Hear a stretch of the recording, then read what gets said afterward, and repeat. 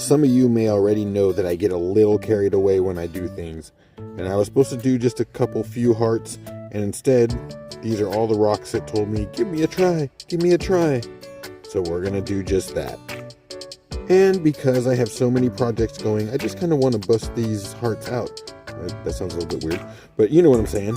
So what I'm going to do is just kind of record each step and not the whole process. I'll put it all together at the end and hopefully get this out really soon.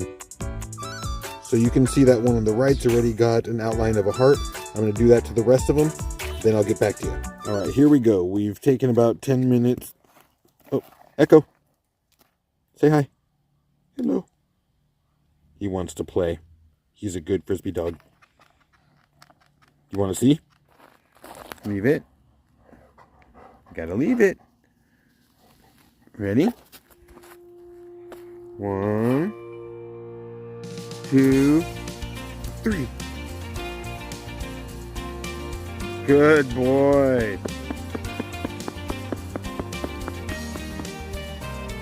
Sorry if I took you for a ride on that when I was throwing. Good boy. That was a lot of playing today, huh? Say bye. So yeah, 10 minutes is what it took to outline these, and I'm actually timing myself to see how long it's going to take in total from beginning to end to get these all done. So 10 minutes to get the outlines, and from there I'll use that to cut my excess off and get my shaping done. And if they come out right, they'll all have that basic shape, even though each one takes on their own life as I'm working with them.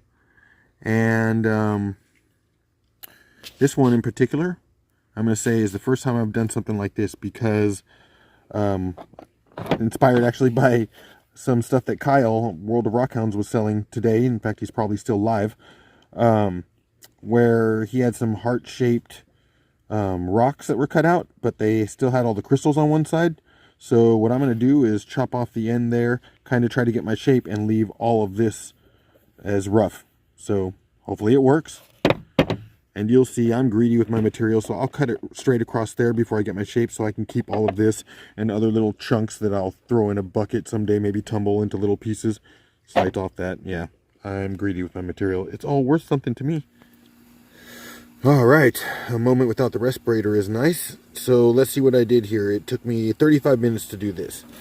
So I don't remember what order I had them in, but these are just the basic shapes, very rough.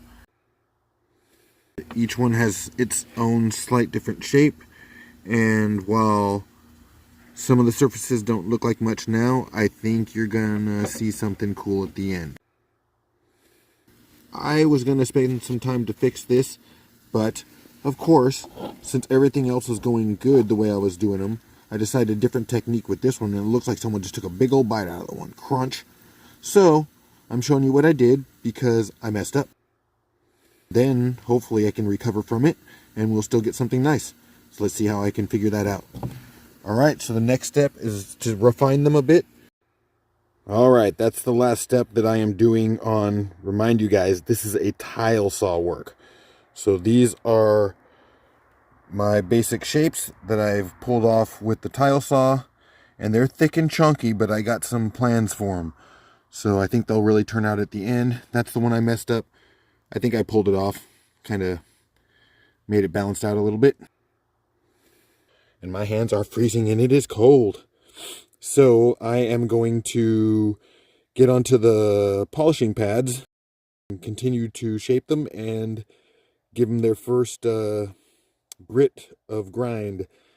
Then I'll just show you what I got, and then we'll keep going. See you in a bit. All right, here we go. So after 4.5 hours of messing around, which I probably could have shaved off about, who knows, half an hour to 45 minutes, if I wasn't so stubborn and had to work the last of a 80 grit pad out because I didn't want to waste any of it. But anyways, these last ones were struggling some, so I'll probably switch the pad up and go over a little bit, try to remove some more of these pits. But I still have to hit the rotary tool on top of those cuts because that's hard to do on a round sanding pad. And then I can start hitting the different grits of polish, and hopefully these will pop. See you soon. So it took me another 45 minutes to shape out the centers, and they're smooth enough. I think we're doing okay. So what's next? What's next is hitting the polishing pads from, I'm going to do it again from 80 grit all the way up to, I think I got a 3000 grit pad. So let's see what we can do. See you again in a little bit. So I took a break and hopped on Kyle World of Rockhound's live auction, and Sunken Chest Treasure Hunting mentioned something about wishing he had a polisher. We had a few comments back and forth, and so this is for you, brother. So check this out. This is my low budget setup, and it'd even be better if I could clamp it onto a real table. But right now I just have a brick holding it up. I have a vise holding it. I put the rag in there so I don't scratch up the arm of it when I clamp it, and then it also allows me to throw it over there and kind of stop the water from getting in the machine, because it is not intended for this. And then, like I said, I have a little valve here. Run it off to, right now I don't have it plugged in so you can see. Put that on the faucet end, and just throw the drip on. And I got a, what's this, I think a 4-inch pad, and then the 7-inch pads. Just easily spin right on there, and there I go, right? And I do something like this. Well, I could use a smaller one for that, but you know, when I was doing my thing, that's how it's kind of working. And yeah, let's see the results, right, brother? Okay, oh yeah. And what is this? The Warrior 7-inch variable speed rotary polisher sander. And let's see, model number 70589, and that's one of those Harbor Freight deals. Pretty inexpensive. You know, I know some people aren't down with Harbor Freight, whatever.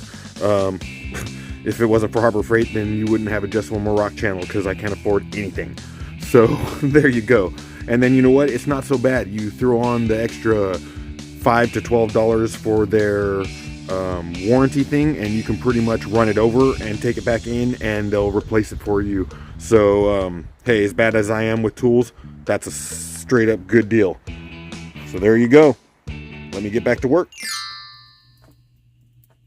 All right, let's check these out. It's not too bad of a job. This is the one that I took a big old bite out of at the top at the very beginning. Turned out okay.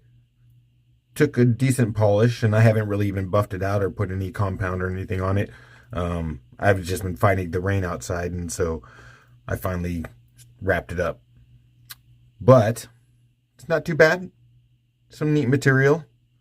A lot of pits. Would have taken me a lot to grind it all out, so I just left it as is. Let's check out the next one.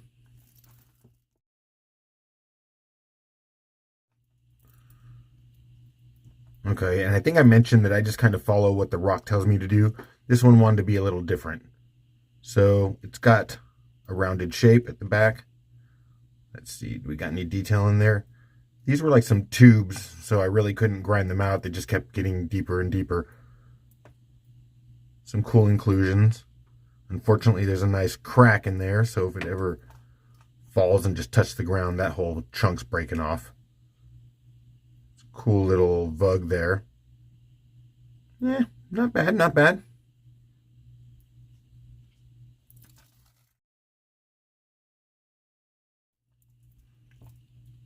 All right, this one was really weird to work with, because there were certain areas that just wouldn't grind out round. You see, I would barely touch it and it would go in there, but then I'd try to grind it out here and it wouldn't go very easy. Same with right here. But it was still worth it. I know why it wanted to be a heart, because it had to show off that beauty. Look what is going on in there. I had no idea. When I grab these rocks, I swear I'm not really looking for the rock that's going to make the best heart. I'm just looking around, and then these things scream at me and go, "It's my turn." So there it is. It's okay. I had some trouble grinding out or polishing out the center because of the equipment I have. I was able to grind it, but I don't have different grit tips for polishing. And then right here at the end, I pushed a little hard, kind of ground that out, a little sad, but I can fix that up. It's a cool piece though. Let's move on.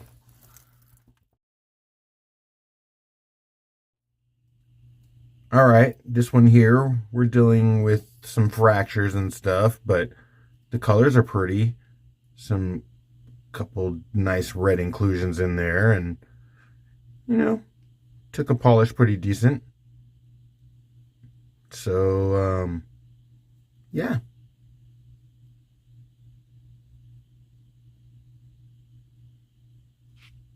Okay, that's all I have to show you. Let's check out the next one. All right, these next three are my favorite. This one had all kinds of nice inclusions. Look at that. Okay, I had no idea when I started. This was all rough skinned on the outside, if you remember from the beginning of the video. When I ground all that out, then we got left with all those inclusions. Kind of nice. Had a little trouble shaping it too, but you know, I was doing seven of them at one time. So, you know, you lose a little bit of detail focus on each one as you're moving along. But check that out. Look at that. So nice. Very well. Very well. Sorry.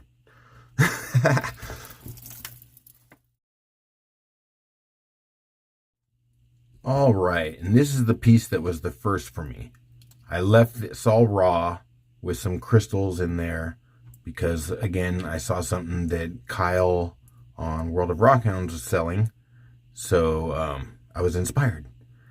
Now, the back is a little odd, and it's kind of freeform because it wanted to show off. It wanted to show off, and it did not want me to chop that stuff off, so I just freeformed and followed the colors and the shapes. And we ended up with something that's actually kind of cool. Very soft, very nice there. Check this band out here. That's sweet. So it's odd, but it's cool. All right, last one.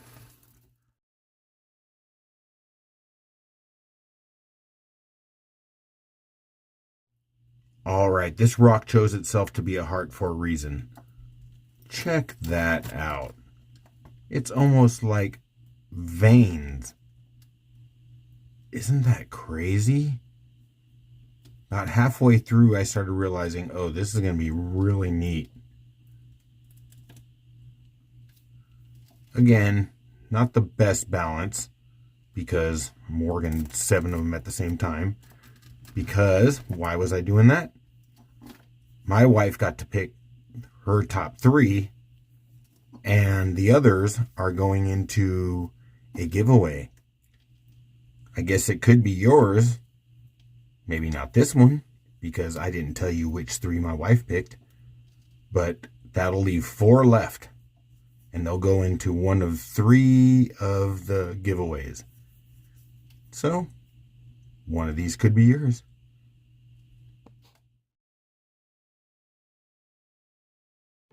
Since I'm holding a heart, why not turn this into a PSA? You know what? We're not guaranteed the next day, so love the one you're with, whether it be a human, a pet, or just whatever you hold sacred in your life. Love it, and be strong for the next day, and appreciate everything you have while you have it, because it could be gone tomorrow. All right, guys, I love you. Take care, and we'll see you again soon.